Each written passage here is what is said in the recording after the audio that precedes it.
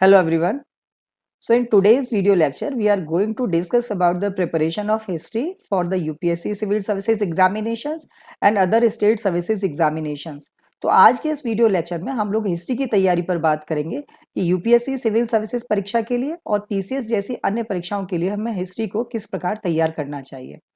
And we will also see that what is the significance of the history from the exam point of view and what type of questions are asked and how many questions are asked. तो हम लोग ये भी देखेंगे कि exam की दृष्टि से इतिहास का क्या महत्व है और इतिहास से किस प्रकार के क्वेश्चंस आते हैं और कितने क्वेश्चंस आते हैं, राइट.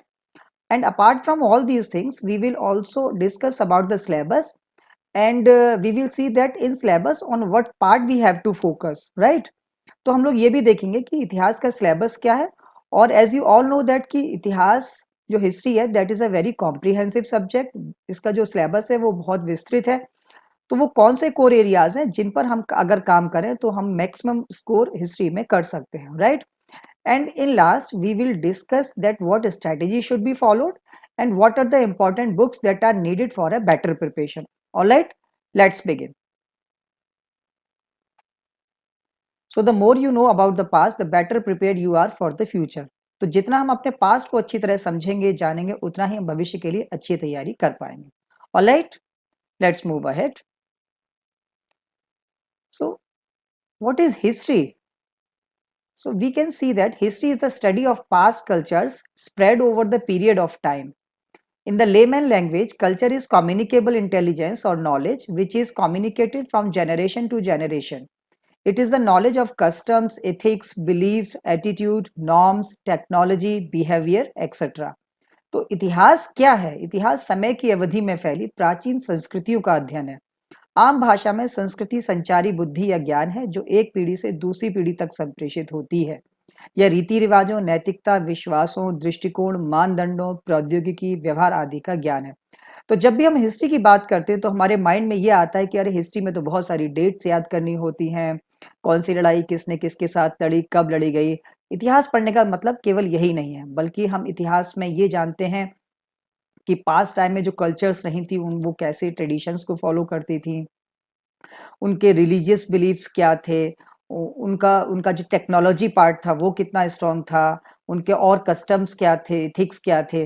तो history is the study of all these things.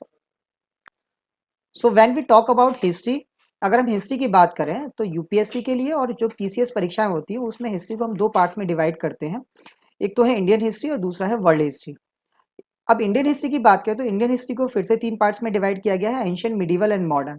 और जहां तक वर्ल्ड हिस्ट्री की बात है तो वर्ल्ड हिस्ट्री प्रीलिम्स में तो ना यूपीएससी में पूछा जाता है ना ही पीसीएस एग्जाम में पूछा जाता है.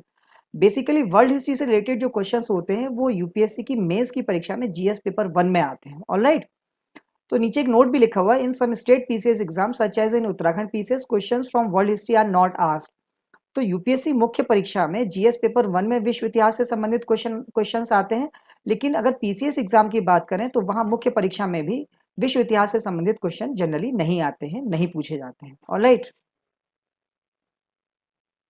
Now if we talk about the significance of history, अगर हम हिस्ट्री के सिग्निफिकेंस की या उसकी इंपॉर्टेंस की बात करें तो देखिए लगभग जो प्रीलिम्स परीक्षा होती है उसमें लगभग 15 से 20% क्वेश्चंस वो हिस्ट्री से होते हैं, चाहे वो यूपीएससी का प्रीलिम्स हो या किसी पीसीएस एग्जाम का प्रीलिम्स हो. ऑलराइट, अब जैसे कि यूपीएससी में प्रीलिम्स परीक्षा में 100 क्वेश्चंस में से 15 से 20% क्वेश्चंस यानी कि लगभग 15 से 20 क्वेश्चंस जो है वो हिस्ट्री से होते हैं. इसका मतलब लगभग 30 से 40 नंबर के क्वेश्चंस हिस्ट्री से आते हैं, राइट.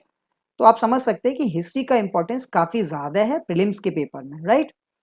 अब अगर हम पूरा हिस्ट्री की बात करें तो जैसा कि हमने हिस्ट्री को डिवाइड किया था एंशिएंट, मिडिवल, मॉडर्न, तो किस किस पार्ट से नंबर ऑफ क्वेश्चंस क्या रहते हैं तो हम देख सकते हैं कि from ancient there are 2 to 3 questions, from medieval 1 to 3 questions, art and culture 5 to 6 question, modern 7 to 8 question and post independence 1 to 2 questions. तो सबसे पहले अगर प्राचीन इतिहास की बात करें तो वहां से लगभग 2 से 3 प्रश्नों का अनुपात प्रीलिम्स परीक्षा में रहता है. और इसी तरीके से मिडिवल हिस्ट्री का पार्ट अब पूछना काफी कम कर दिया गया है. यहाँ से लगभग 1 से 3 प्रश्न होते हैं और कभी कभी नहीं भी होते हैं, बट फिर भी यूपीएससी इज अनप्रिडिक्टेबल। अब होता क्या है कि जैसे अभी लगभग 4-5 साल से कोई बहुत ज़्यादा क्वेश्चन मेडिकल हिस्ट्री से नहीं पूछे जा रहे हैं, और यूपीएससी को जब ये लग गया कि अब स्टूडेंट्स ने इसको पढ़ना छोड़ दिया, तो दैट मे बी कि नेक्स्ट टाइम या आने वाले किसी भी पेपर में मिडिवल का पार्ट वो बढ़ा दें। तो आपको मिडिवल को भी अच्छे से स्टडी करना है, उसको आप स्किप ना करें प्लीज, राइट। इसी तरीके से आर्ट एंड कल्चर से जो नंबर ऑफ क्वेश्चंस होते हैं 5 to 6। अब आर्ट एंड कल्चर को अब अलग से मेंशन किया गया, पहले it is a part of basically ancient medieval history, तो अब हमने इसको अलग से मेंशन कर दिया कि लगभग 5 से 6 प्रश्न कला एवं संस्कृति से होते हैं। अब मॉडर्न से नंबर ऑफ क्वेश्चन सबसे ज्यादा होते हैं, तो तकरीबन 7 to 8 क्वेश्चन मॉडर्न हिस्ट्री से पूछे जाते हैं। सो this is very very important section of history, right.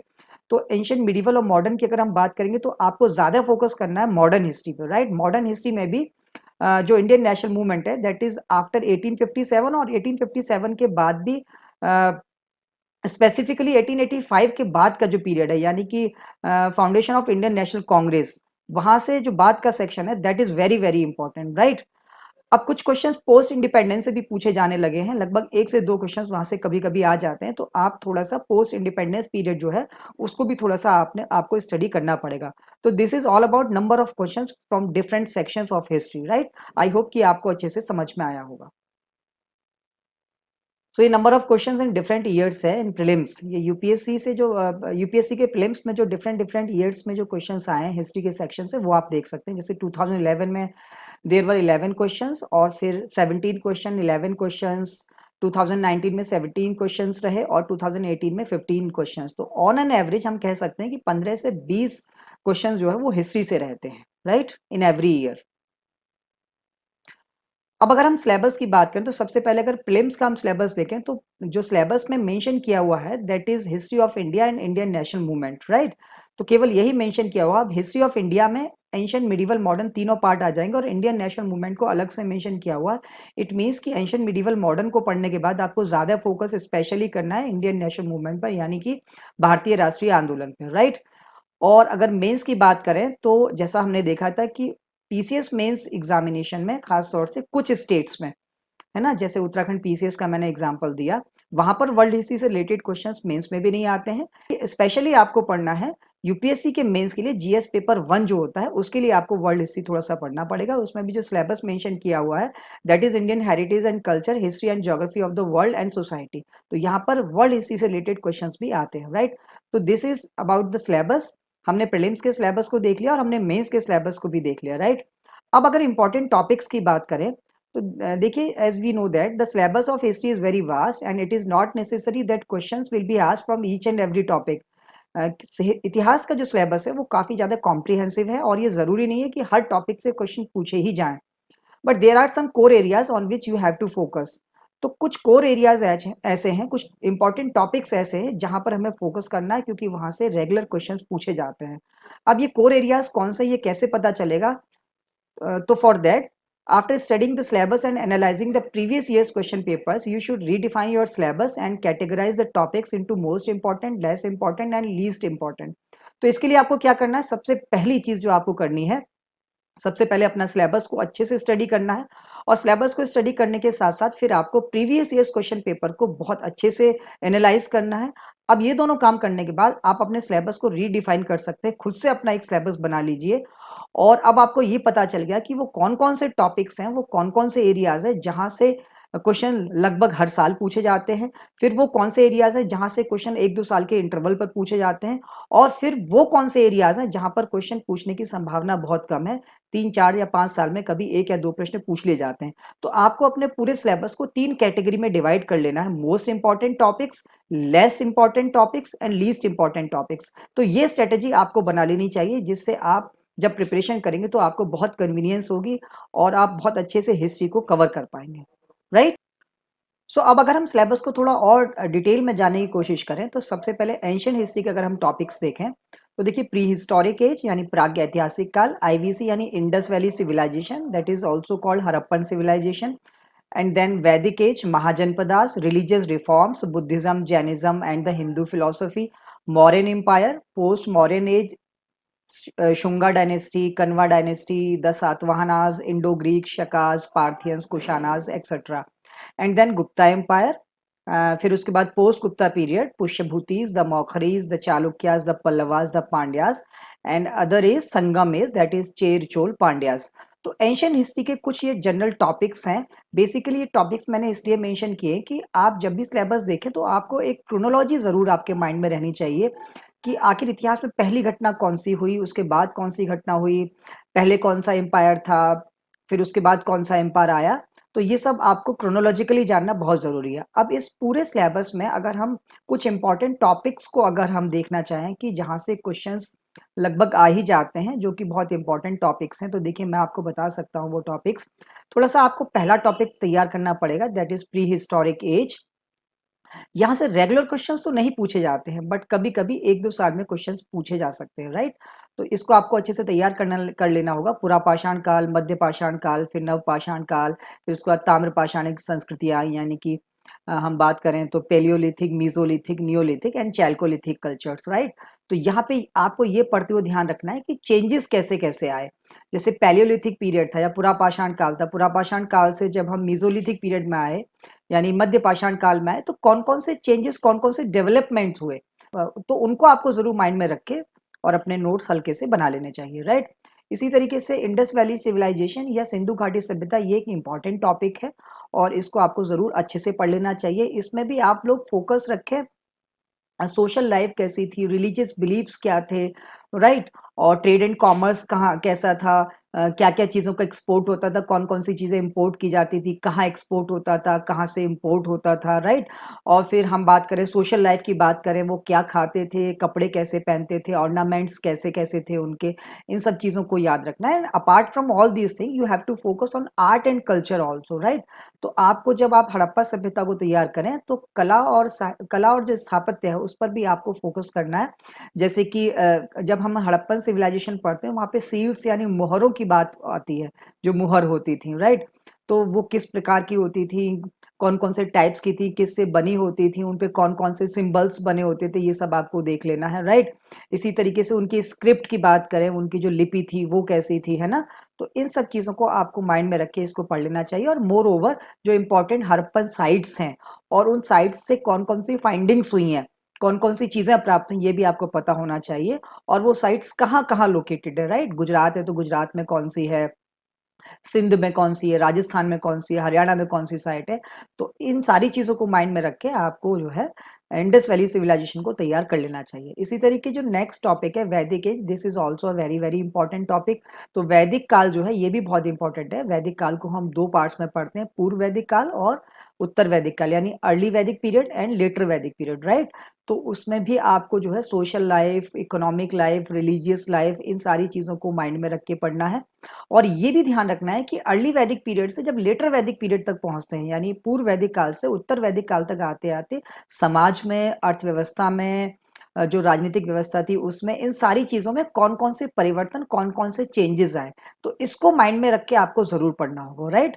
और मोर ओवर आपको यहाँ पर ध्यान देना होगा ऑन लिटरेचर, है ना। आपको साहित्य पर भी ध्यान देना होगा, क्योंकि वैदिक पीरियड में हमारा बहुत सारा साहित्य लिखा गया, जैसे वेदास, उपनिषदास, आरण्यकास, यानी वेद, उपनिषद, आरण्यक, धर्मशास्त्र। तो इन सारी चीजों को आपको अच्छे से स्टडी कर लेना होगा, राइट। उसके बाद जो महाजनपदा है ये बहुत ज़्यादा इंपॉर्टेंट तो हम नहीं कहेंगे, लेकिन फिर भी आप इसको थोड़ा सा देख लीजिएगा। जो 16 महाजनपदास थे वो उनका लोकेशन देख लीजिएगा और उनके कैपिटल्स को याद कर लीजिएगा। और थोड़ा सा जो इनिशियल डायनेस्टीज थी उनको भी आप, जैसे नंदा डायनेस्टी हो गई, नंद वंश हो गया, है ना।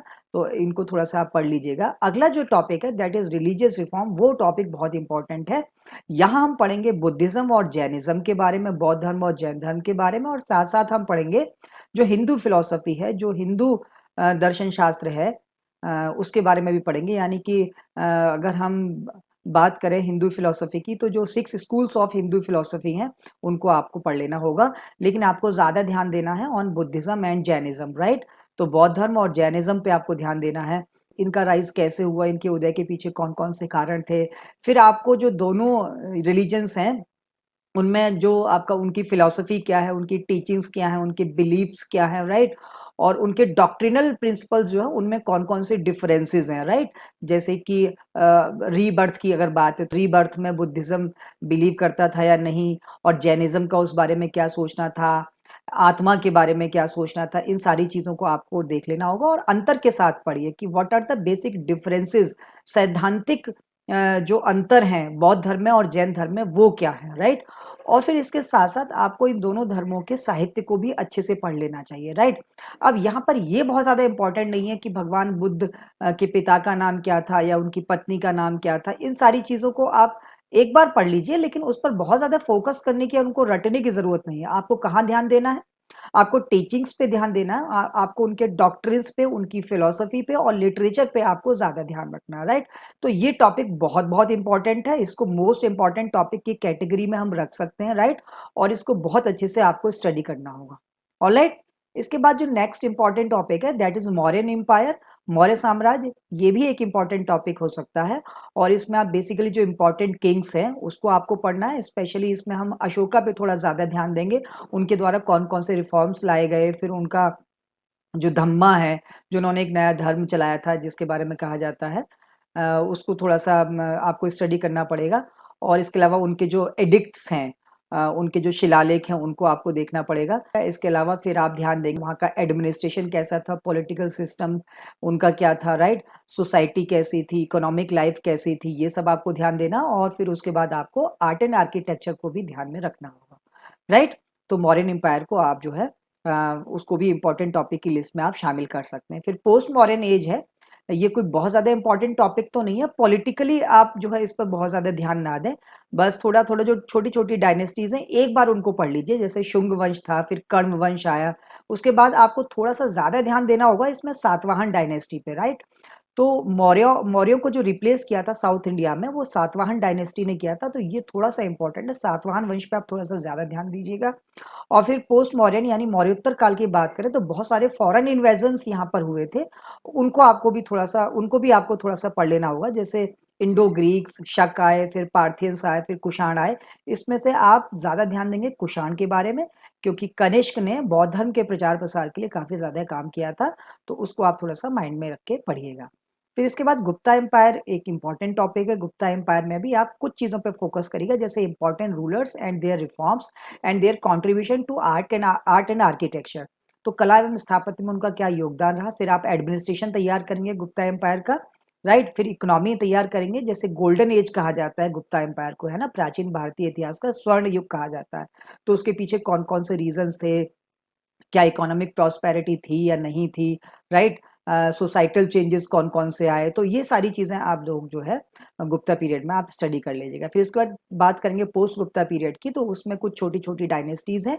इसमें जो सबसे इंपॉर्टेंट डायनेस्टी है दैट इज पुष्यभूति डायनेस्टी, जिससे हर्षवर्धन जिसको बिलोंग करते थे, तो उसको थोड़ा सा अच्छे पढ़ लीजिएगा। इसके अलावा कुछ छोटी छोटी डायनेस्टीज हैं, जैसे मौखरीज हैं, फिर वाकाटक एक डायनेस्टी थी वो भी थी, तो इनको आप एक बार अच्छे से स्टडी कर लीजिएगा, बहुत ज़्यादा ध्यान देने की उस पर ज़रूरत नहीं है। लेकिन साउथ इंडिया की अगर बात करें तो वहाँ थोड़ा-सा आपको स्पेशल अटेंशन देना है, इसमें चालुक्याज़, पल्लवाज़ एंड पांड्याज़ इन पर आपको अच्छे से पढ़ लेना है, और जो कल्चरल डेवलपमेंट हुए थे इन डायनेस्टीज़ के रूल के ड्यूरिंग, उन पे आपको ज़्यादा ध्यान देना है ना, कौन-कौन से टेम्पल्स बने, उस टेम्पल्स के कैरेक्टरिस्टिक्स क्या थे, उनकी प्रमुख विशेषताएँ क्या थी, कौन से स्टाइल में उनका कंस्ट्रक्शन किया गया, इन सब चीज़ों पे आपको ज़्यादा ध्यान देना है।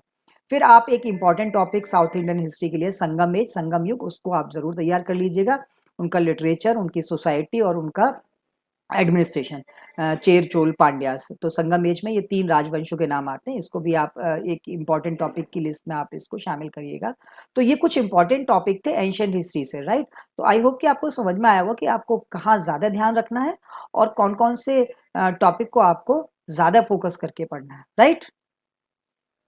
अब देखिए इसकी बेटर अंडरस्टैंडिंग के लिए हमने कुछ प्रीवियस ईयर्स क्वेश्चन पेपर से कुछ क्वेश्चंस आपके लिए दिए हैं, उनको आप देख सकते हैं, so that you can get a better idea, है ना, कि किस तरह के क्वेश्चंस पूछे जाते हैं। फॉर एग्जांपल 2018 यूपीएससी में एक क्वेश्चन आया था, with reference to the religious practices in India the Sthanakvasi sect belongs to, यानी कि भारत की जो धार्मिक परंपरा है उनके संदर्भ में स्थानकवासी संप्रदाय किससे संबंधित था, बुद्धिज्म, जैनिज्म, वैष्णविज्म या शैविज्म।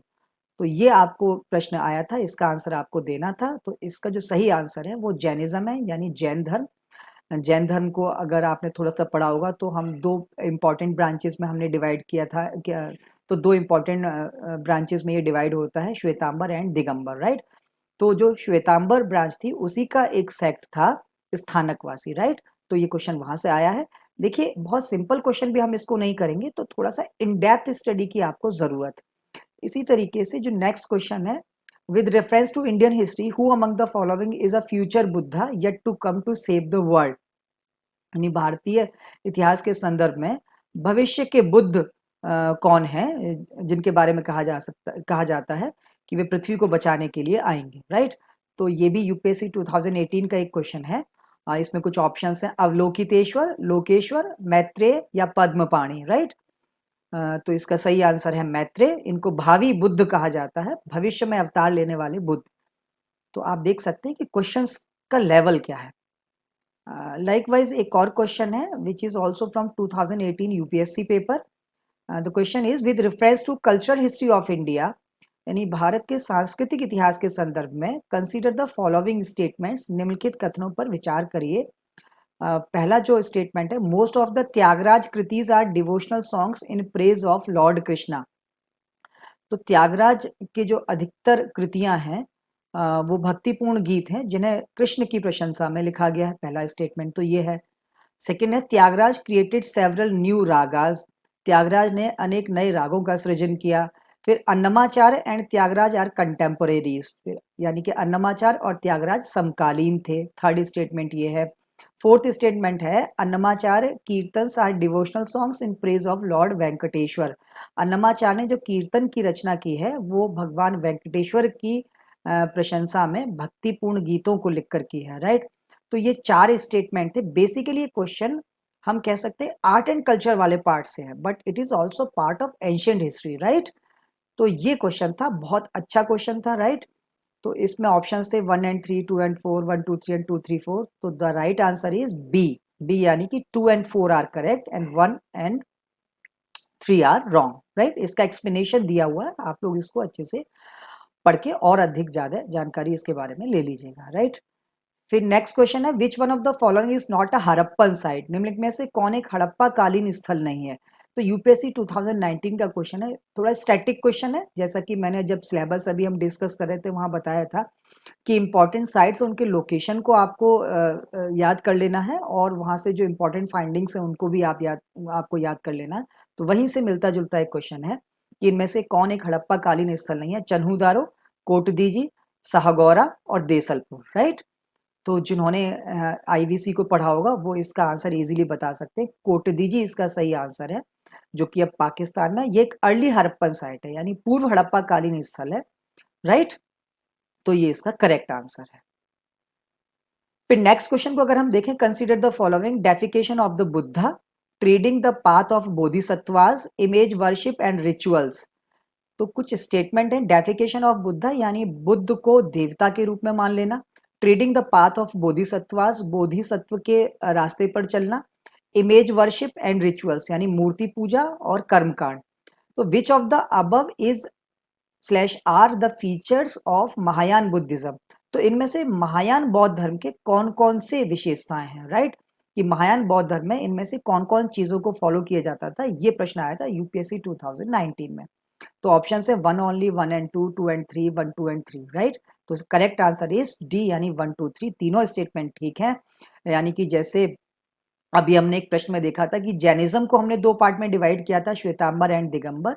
उसी तरीके से बौद्ध धर्म को भी हम 2 पार्ट्स में डिवाइड करते हैं, हीनयान और महायान, राइट? तो महायान बौद्ध धर्म जो है वहां पर भगवान बुद्ध को देवता का अवतार मान लिया गया और वहां बोधिसत्व की संकल्पना आती है, राइट? और वहां पर मूर्ति पूजा और कर्मकांडों की भी मान्यता है।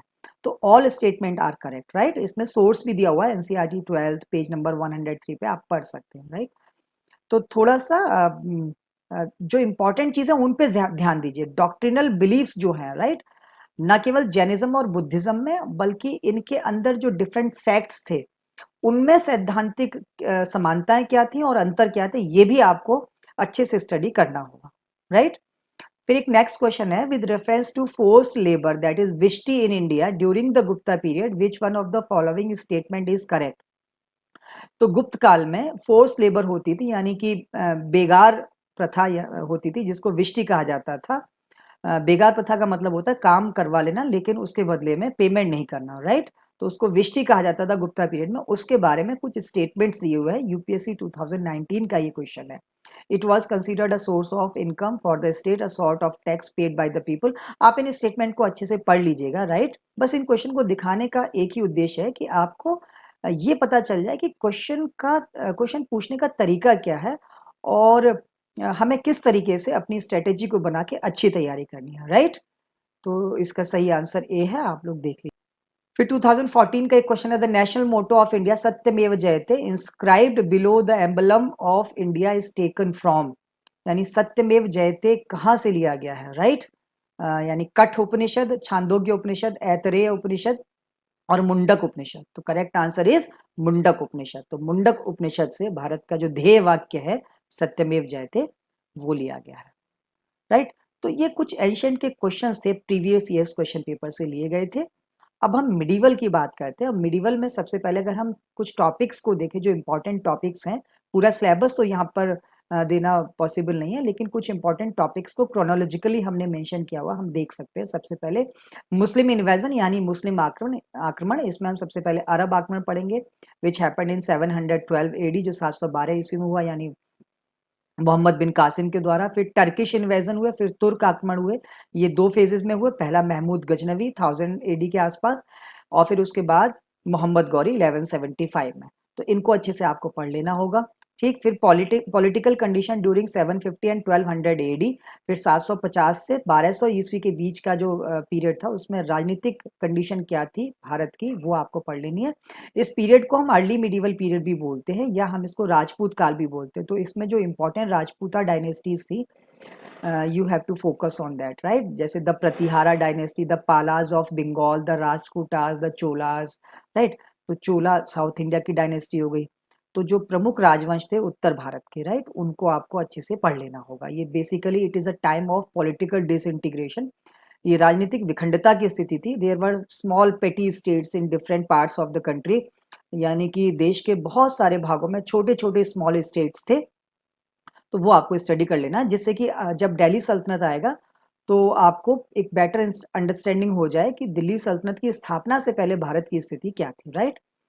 तो उसके बाद फिर नेक्स्ट टॉपिक दिल्ली सल्तनत है, which is very important topic. इसमें आपको पढ़ना क्या है, इसमें आप इंपॉर्टेंट किंग्स पढ़िएगा, उन इंपॉर्टेंट रिफॉर्म्स थे उनको पढ़ लीजिएगा।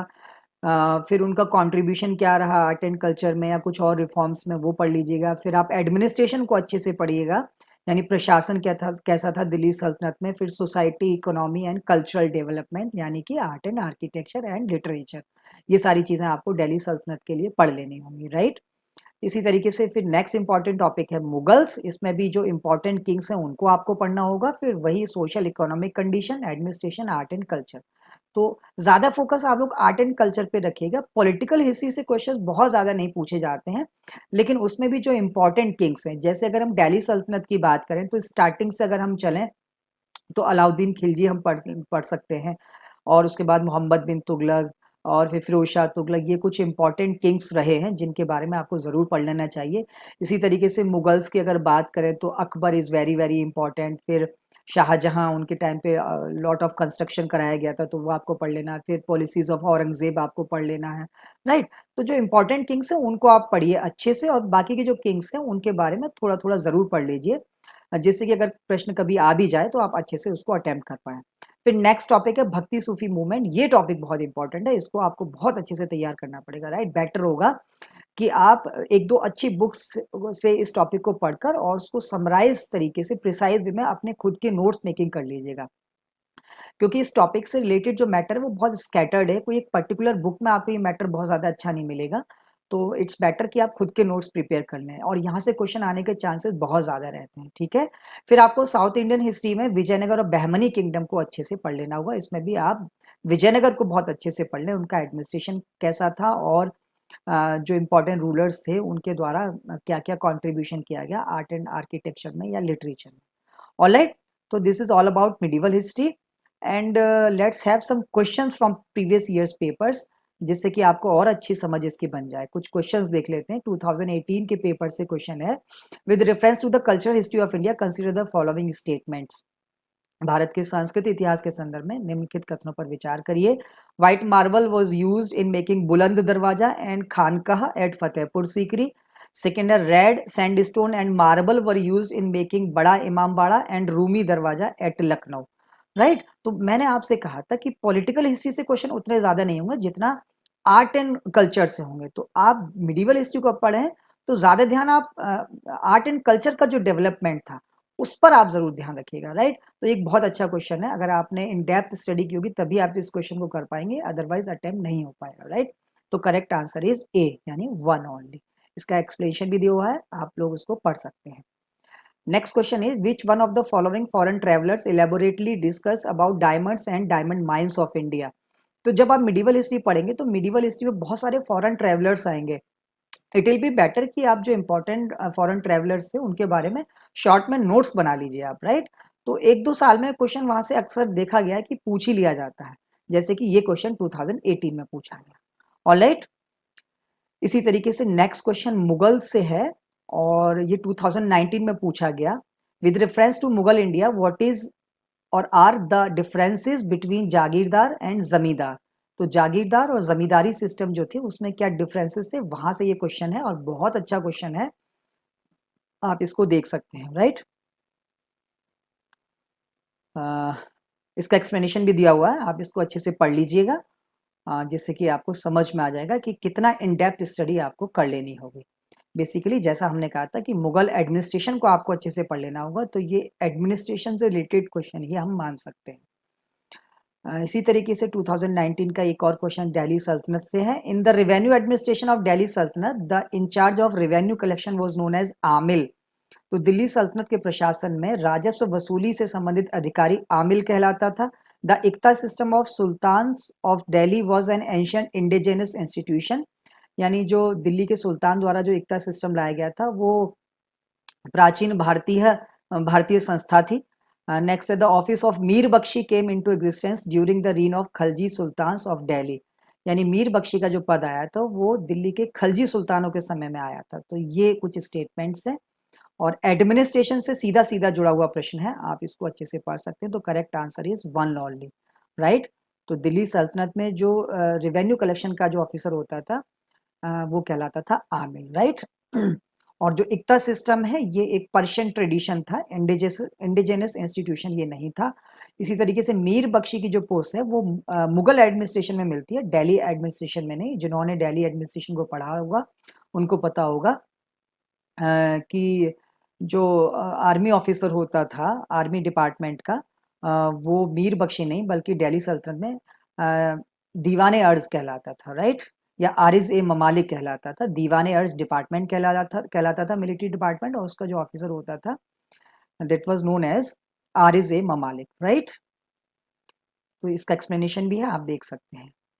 फिर नेक्स्ट क्वेश्चन है, saint Nimbarka was a contemporary of Akbar. संत निम्बार्क अकबर के समकालीन थे। Saint Kabir was greatly influenced by Sheikh Ahmad Sirhindi. और संत कबीर शेख अहमद सरहिंदी से काफी हद तक प्रभावित थे। राइट, 2019 का क्वेश्चन है। इस क्वेश्चन को आप आर्ट एंड कल्चर से भी मान सकते हैं या आप इसको भक्ति सूफी मूवमेंट से भी मान सकते हैं। राइट, तो इसका आंसर डी है, आप देख लीजिएगा, एक्सप्लेनेशन भी लिखा हुआ है। Banjara during the medieval period of Indian history were generally. 2016 का क्वेश्चन है कि मिडिवल पीरियड में मध्यकालीन भारत में बंजारा कौन लोग होते थे। राइट, तो करेक्ट आंसर इज ट्रेडर्स। तो जो इंपॉर्टेंट टर्मिनोलॉजी है वो भी आप लोग ध्यान में रखिएगा, कभी कभी डायरेक्टली क्वेश्चन वहां से भी आ जाते। फिर कुछ और क्वेश्चन हैं, इनको आप अच्छे से देख लीजिएगा जिससे आपको एक अच्छी अंडरस्टैंडिंग हो जाएगी कितना इन डेप्थ आपको स्टडी करनी है और किस किस पार्ट पे आपको फोकस करना है। राइट, अब हम बात करते हैं मॉडर्न की, which is very very important. Maximum question modern history से ही मिलेंगे। तो क्रोनोलॉजिकली हमने कुछ सिलेबस के इंपॉर्टेंट टॉपिक्स मेंशन किए। सबसे पहले लेटर मुगल्स, यानी कि उत्तरकालीन मुगल सम्राट। उसके बाद राइज ऑफ मराठों का उदय। फिर rise of regional states, Bengal, Awadh, Mysore, all these. Right, फिर advent of Europeans, British conquest of India, the Carnatic wars, conquest of Bengal, Plassey, और इस तरह की जो लड़ाइयाँ हुई थी, Anglo Mysore wars, Anglo Maratha wars, ये सारी चीज़ें इस टॉपिक के अंदर आ जाएंगी। फिर British policies and reforms, social economic political, फिर revolts during British Raj, tribal और पीजेंट्री रिवोल्ट्स, फिर revolt of 1857, and then socio religious reform movement, यानी कि सामाजिक धार्मिक सुधार आंदोलन, राइट, ये आपको देख लेने हैं। फिर इसके बाद जो है that is rise of Indian nationalism and Indian national movement, यानी भारतीय राष्ट्रवाद का उदय और भारतीय राष्ट्रीय आंदोलन। इसको हमने 3 पार्ट में डिवाइड किया, मॉडरेट फेज यानी उदारवादी चरण, उग्रवादी चरण और गांधी चरण या गांधी युग। तो 1885 से 1905 तक जो पीरियड है वो मॉडरेट फेज में आता है, 1905 से 1919 तक एक्सट्रीमिस्ट फेज, और 1919 से 1947 तक गांधीयन फेज। तो किस किस फेज में कौन कौन सी इंपॉर्टेंट घटनाएं हुई थी वो आपको अच्छे से पढ़ लेनी होंगी। तीनों फेज अपने आप में इंपॉर्टेंट है, राइट। गांधीयन फेज तो है ही है, जितने इंपॉर्टेंट मूवमेंट्स हुए हैं इंडियन फ्रीडम स्ट्रगल के वो गांधीयन फेज में हुए हैं। जैसे कि हम कह सकते हैं नॉन कॉपरेशन मूवमेंट यानी कि असहयोग आंदोलन, फिर सविनय अवज्ञा आंदोलन यानी कि सिविल डिसओबीडियंस मूवमेंट, फिर क्विट इंडिया मूवमेंट। तो इन सबको आपको अच्छे से पढ़ लेना होगा, राइट। फिर इसके बाद कुछ और टॉपिक्स हैं, रिवोल्यूशनरी मूवमेंट्स यानी क्रांतिकारी आंदोलन, ठीक है, वो आपको पढ़ लेना है। फिर कुछ मिसलेनियस टॉपिक्स हैं जैसे कॉन्स्टिट्यूशनल डेवलपमेंट, संवैधानिक विकास, यानी 1773 के रेगुलेटिंग एक्ट से लेकर और आगे तक जितने भी इंपॉर्टेंट एक्ट्स आए हैं, चाहे वो 1853 का हो, 1858 का हो, 1909 का एक्ट यानी मॉर्ले मिंटो रिफॉर्म्स, फिर 1919 का मॉन्टेग्यू चेम्सफोर्ड रिफॉर्म्स, राइट। तो ये सारे आपको अच्छे से पढ़ लेने हैं, करेक्ट। फिर growth of modern education and development of press, यानी कि आधुनिक शिक्षा का विकास और प्रेस का विकास, ये आपको अच्छे से पढ़ लेना है। इंपॉर्टेंट न्यूज़पेपर्स और जो इम्पोर्टेंट कमीशन और कमिटीज़ बनी थी एजुकेशन पे वो आपको पढ़ लेनी है। कौन से एक्ट में एजुकेशन से रिलेटेड कौन कौन सी इंपॉर्टेंट बात कही गई वो आपको अच्छे से देख लेना है। और आपको फिर स्टडी करना है, फिर आपको एक टॉपिक पर और ध्यान देना है, that is British governor general and viceroys. तो जो इंपॉर्टेंट ब्रिटिश गवर्नर जनरल और वाइस रॉयज थे, एक तो वहाँ से आपको क्रोनोलॉजी अच्छे से याद कर लीजिएगा, फिर कौन कौन से गवर्नर जनरल या वाइस रॉयज ने कौन कौन से रिफॉर्म्स किए या कौन कौन सी इंपॉर्टेंट घटनाएं हुई उनके समय में, ये आपको माइंड में रखना है। अक्सर वहां से क्वेश्चन पूछ लिए जाते हैं, राइट। तो मॉडर्न सारा ही इंपॉर्टेंट है, इसमें कुछ टॉपिक को जो है छोड़ दिया जा सकता है, वो हम आगे डिस्कस करेंगे। बट ओवरऑल अगर आप पूरा मॉडर्न पढ़ लेंगे तो आपके लिए बहुत अच्छा होगा। और मॉडर्न पढ़ना बहुत इजी है, बेसिकली तो सारा हिस्ट्री पढ़ना ही इजी है, हिस्ट्री से डरने की कोई ज़रूरत नहीं है।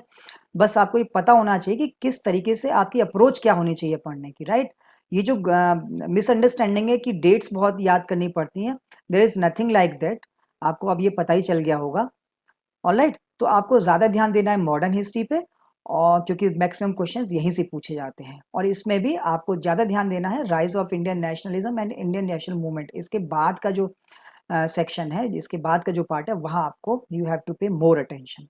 ऑलराइट, तो इसी तरीके से कुछ क्वेश्चंस यहाँ से मॉडर्न हिस्ट्री से जो पूछे गए वो दिए हुए हैं, वो आप देख सकते हैं। जैसे 2018 में the staple commodities of export by the English East India company from Bengal in the middle of the 18th century were, यानी कि 18वीं शताब्दी में ईस्ट इंडिया कंपनी द्वारा निर्यात की जाने वाली प्रमुख चीज़ें क्या थी, प्रमुख वस्तुएं क्या थी, वहां से एक क्वेश्चन है। Raw cotton, oil seeds, opium, sugar, salt, zinc and lead, तो ये क्वेश्चन वहां से आया, आप देख सकते हैं, right.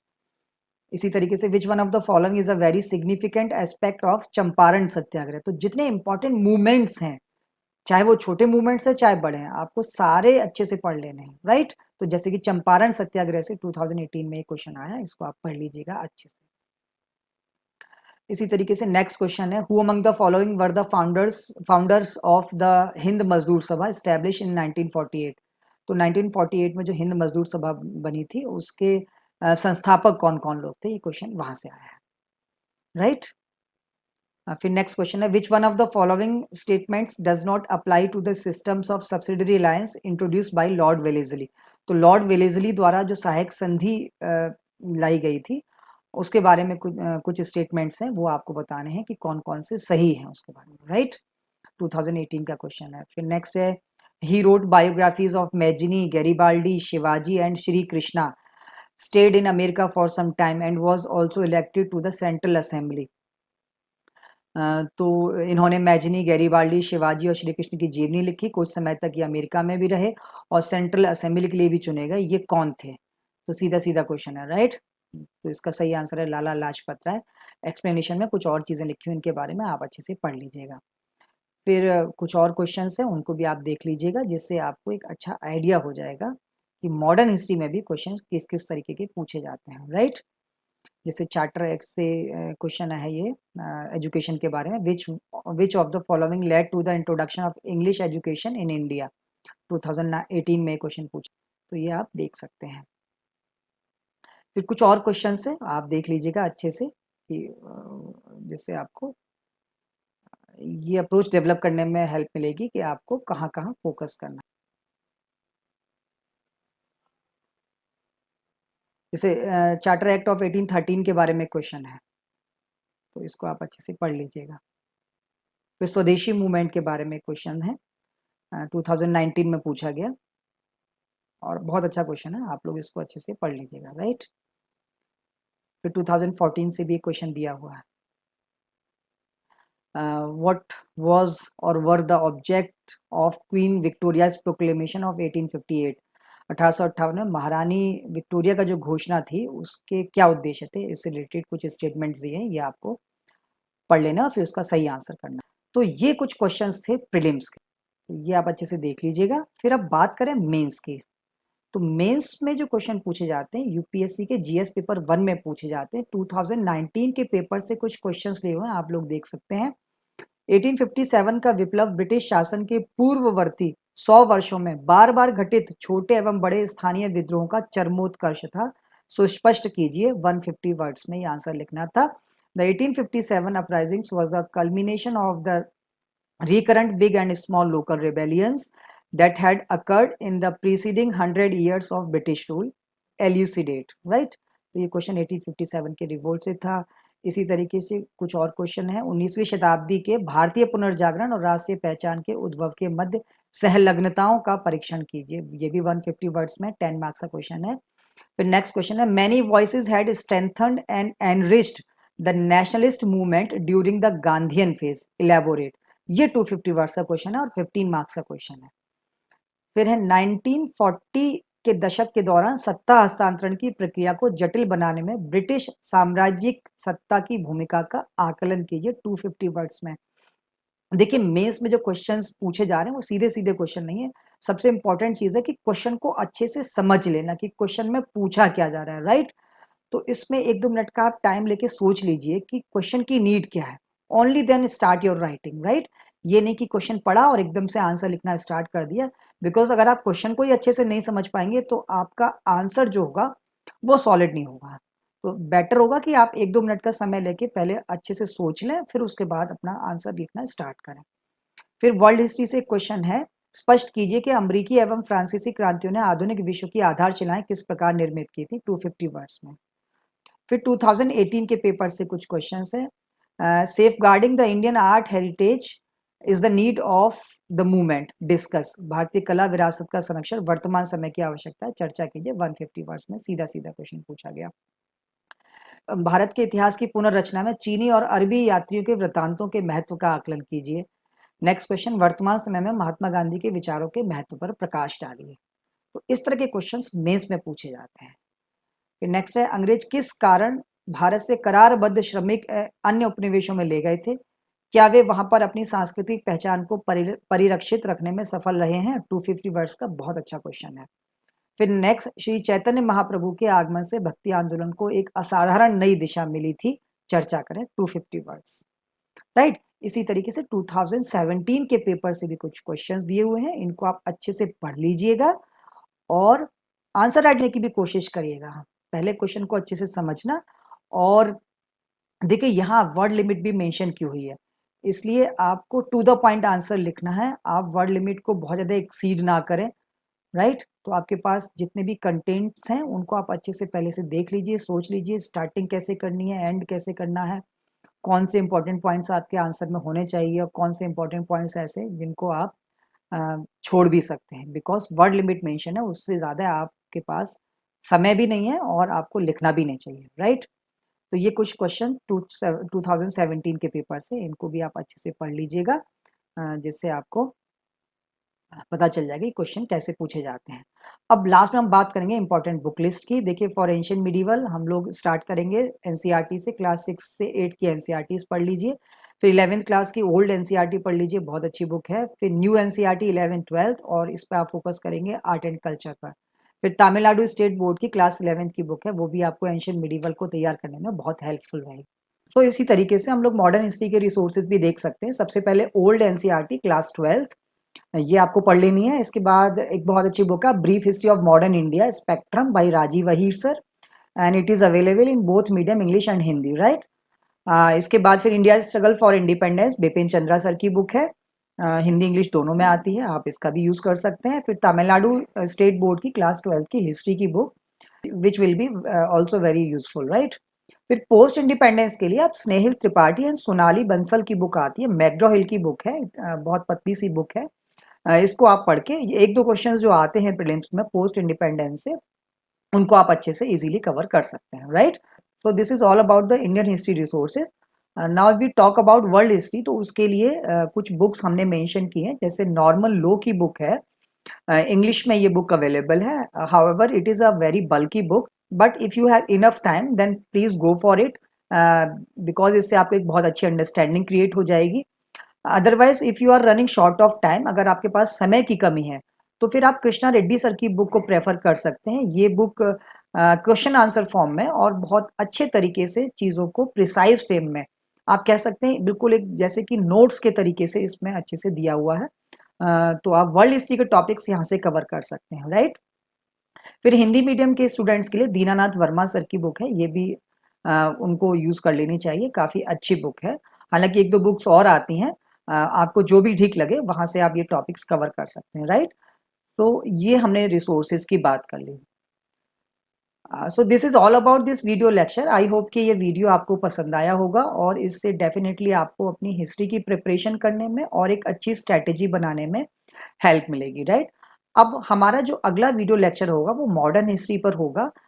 We are going to start modern history video lecture series, जिसमें वर्ल्ड मॉडर्न हिस्ट्री के जितने इंपॉर्टेंट टॉपिक्स हैं उन पर हम वीडियो अपलोड करेंगे। और इसमें जो हमारा पहला टॉपिक होगा जहां से हम स्टार्ट करेंगे, that is rise of regional states after the decline of Mughal empire, यानी मुगल साम्राज्य के पतन के बाद क्षेत्रीय राज्यों का उदय, राइट। तो हम लोग यहाँ से स्टार्ट करेंगे, यहाँ से इसलिए स्टार्ट करेंगे बिकॉज यूरोपियंस के आने से पहले जो पॉलिटिकल कंडीशन थी इंडिया की, उसको हमें जानना बहुत ज़रूरी है, तभी हम अच्छे से आगे की चीज़ों को समझ पाएंगे। Alright, so keep watching, please don't miss that video, and thanks for watching this video. All the best.